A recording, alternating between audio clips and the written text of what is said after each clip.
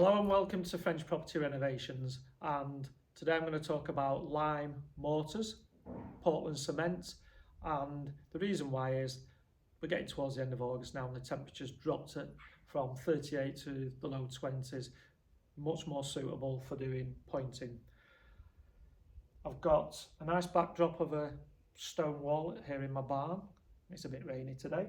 I've got an ensemble of tools that we can use for doing this job, and I've got my cement mixer which was stored at my friend's back in Manchester in the rain. It's a bit rusty, so I'll need a bit of a clean out before we get going because I don't want it to the rust to colour my mortar when we do mix it. So it might be your first day on site, you've just arrived straight from school, you're a little bit green, or you might own your own house back in the UK that's stone and you might be thinking of using lime mortar. Or you might be following me to France and maybe buying your own place. But we're also going to talk about sweat equity here and what the sweat equity is within the pointing. So first off, Portland cement or lime, which one will it be? Firstly, let me just give you a little bit of history on lime. Lime's been used for thousands of years. It was first used on the pyramids in Egypt. So we're talking a couple of thousand years there, and you're thinking, wow, has it been around that long? Yes, it has. And in the pyramids, they used lime mortars to do plastering, and I believe you can still see examples of it still there today. So it lasts. It's also in Roman architecture, so you can see it possibly in the amphitheatres, that kind of thing. But they have used it, the Romans, so it's been around a long time. And you're asking, why? So I'm going to give you a little rundown here, as it's your first day. So why am I going to use lime? We could be mixing, by the way. We could be getting on with the job. 5 bags of lime there, 5 tons of sand there. We could be cracking on. But let's put some knowledge in there. And if I miss anything out, I might pull you back when we're working and say, this is why we do this, that's why we do the other. And if I forget anything or I reiterate it too many times, you can say so. I'll probably ignore you. But anyway, here we are. So the barn walls are 18 inches thick. My house walls are 18 inches thick. And during the construction of these walls, originally, the foundations won't be very deep, if any, and the centre of this wall will probably be full of mud, sheep's wool, straw. I have a perfect example here.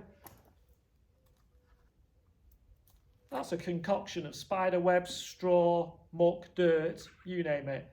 That, you can have a closer look if you want. That is probably in the middle of this wall. It's very porous, so it will hold moisture. But we want to allow that moisture to pass freely through this wall, be it from the outside to the inside, from the inside to the out. It needs to breathe. Modern day Portland cements do not allow for that to happen. So, lime mortar it is. But let's understand why and the wherefores of all this. So, lime mortar is breathable first off. And when we point this up with the lime mortar, it'll allow my wall to breathe. Lime mortar has other qualities as well. Non-hydraulic lime, which is the original lime, is very, very soft. And the more modern hydraulic limes are similar to your Portland cements in so much as you need a mixer and a small amount of water to start the process off, and I think that's called hydraulic. Anyway, it has a special name. It's beyond my pay grade at this point in time, but it needs water similar to Portland cement to mix it. Now, once it's mixed, the two are very different. The hydraulic lime has more strength in it, and it's a more modern material, shall we say, but it will resist the rain more so than non-hydraulic lime. And both the limes especially the non-hydraulic lime, uses a process called carbonisation. And I love this, I really do, because the two limes use carbon dioxide out of the air in their hardening process, but they must have moisture present for that process to facilitate. So non-hydraulic lime, just remember this, non-hydraulic lime will take anything up to 4 weeks to cure, and even up to 90 days. And during that process, you need to keep it moist. Spray it, hose it, put hessian sacks over the front of it to slow that drying out process down, because it needs to be moist to react with the carbon dioxide in the air, and that's what will then make it hard. The hydraulic limes don't use as much of that process, but they still use carbonisation. So, for example, if you have a big hole that you need to fill, you need to do it probably in two processes. A backfill, shall we say, and then the final pointing, because it needs a few days in between to allow the carbonisation to take place. So that carbonisation, I'm hearing you say, isn't that a greenhouse gas? Yes, it is. So, believe it or not, lime mortar, lime render, lime plaster, it can all help with saving the planet, conservation, eco bills. So now I'm hearing you saying, is that why they use it? So in some degrees, yes they do, but it's expensive because it's not used in the volume that cement is. So generally it's more expensive and it's more labour intensive, and labour is always more expensive than your raw materials. And this is where your sweat equity comes into it, because my labour isn't free, but it is free to me on my project, on my house. So I'm not going to get paid today, but if I sell the house, I get paid. If I live here and enjoy my house, my home, I'm getting paid, because every day I wake up and I go, I did that. And it's good for the self that you have achieved something. You've done it yourself. Maybe you've had some help from friends, but you did it. So there's your sweat equity, your building equity, basically. So back to the lime. It needs to breathe, it needs to cure, and during that carbonisation period, it takes in carbon dioxide. It also has some other good qualities. This old lime, if you wanted to, and you needed a particular colour match when you repointed it, you could remove this and put something on the ground to collect it.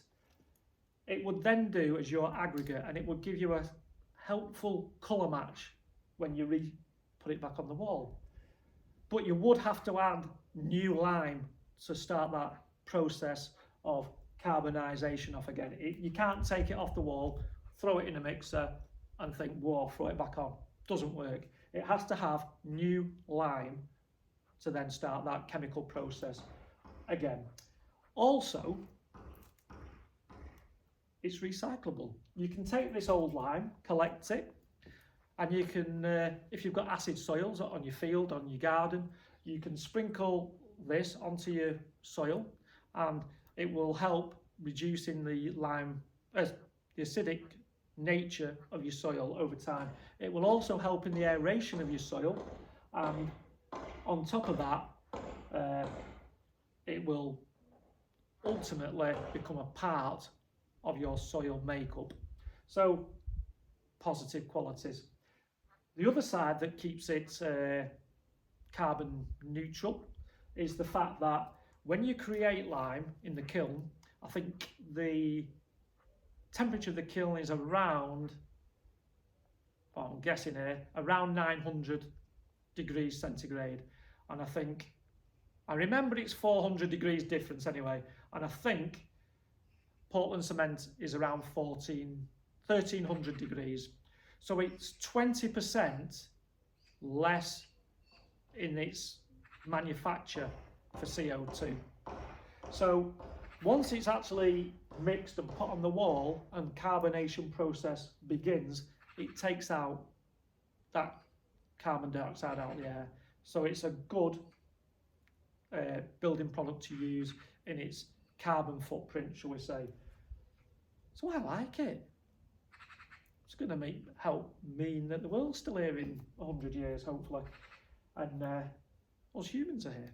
So it's got a lot of good qualities in so much as using it.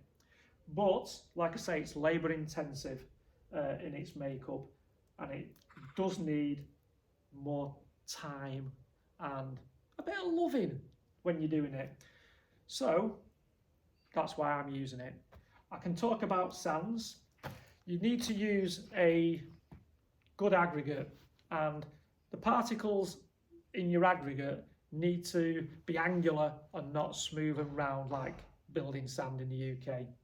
And what that allows, it allows the lime to create a better and stronger bond, and the aggregate needs to be bigger sharp particles and graded all the way down to small particles. Sometimes in the past they used to add charcoal to get, and the flecks to get different colouring in, and that's what they used to use. All sorts of things like that. But as a generalisation, the largest particle in your aggregate is, I think, from memory, 1/3 of the gap that you want to do it there. So if that's a 6 mil gap, it needs to be 2 mil, the biggest, graded down to nothing. So obviously from that scenario, if you've got a big gap, let's say here, which is probably 40 millimeters, you need to have some big chunks. And if you look here, you might not be able to see from there, but I've probably got some pieces of aggregate here that are upwards of 10 mil in thickness. So your sand aggregate, that's what you're looking for. You want to try and keep it free of leaves and natural vegetation, because obviously we want to keep it as a mortar. We don't want anything growing out of it. So sometimes it's worth covering it with a piece of tarpaulin, bit of visqueen and what have you, and that'll keep it clean. What else can I tell you about lime before we get cracking? Let's look at some tools. And if I think of anything else, I'll come back to you. So, tools. We need to keep it damp. You can spend money and buy a sprayer, or you can use an old cleaning utensil. Both, you can spray the joints, get rid of the debris. Because obviously, once you've raked out all this, whether you've used a kango, a hammer, a chisel, you need to make sure none of the loose bits of aggregate are still in the joints here. Because if you look here, I can rub pieces out. I can even pull it out. So we need to spray it during the process of pointing. So these little devices come in handy, and it helps with the suction quality. So here's a nice little point. The proper name for the horizontals is the ARIS, which is spelled A-R-R-I-S. And these are the perps, the perpendiculars. I don't think we use that very much, but they're the proper names. And when you look at stonework, you don't really have the horizontal arises and the perpendiculars like you would in a brick-built wall. And that brings me on to another good point. Stones and bricks are the most expensive part of building a wall. Stone's very expensive, especially in the UK. Now then, a lime mortar, because it's softer than cement, it becomes more of a sacrificial, like a sacrificial anode. So when we get the acid rain, if the wall is pointed with sand and cement, it's a lot stronger, and it's very good under compression is sand and cement. But what happens, the pointed up bit becomes stronger than the bricks and the stone, and you'll see sometimes you've got a stone wall or you've got a brick built wall and the front of the brick is exploded, and that's because of the frost, and the frost has got into it and exploded the front of the brick, and the brick has actually been sacrificed for the mortar, because the mortar is still okay. So with heritage buildings, they'll use non-hydraulic lime because they want the mortar to be softer. So when the acid rain comes down, rather than washing the stone or the brick away, it will wash away the pointing, because the pointing is the cheaper of the three elements we're talking about: stone, brick and mortar. And that's what it does. This will deteriorate more so over time than the stone. So for example, we have a brick wall and we've got 10 or 15 bricks that have corroded, been blown by the frost, you name it, but they've gone. It's more expensive to replace those bricks than it is to rake out the mortar and to repoint it. So that's another good reason to use lime, because it's not as strong as cement-based mortars. Also, cement-based mortars, Portland cement, they're very good in compression, and that is the reason why you can build 10 stories with cement, whereas lime doesn't have that strength. But what lime does, lime is flexual, I think that's how you pronounce it, and what that means is lime, because it is soft, it can move a little bit. So if your building moves a little bit, it's less prone to cracking.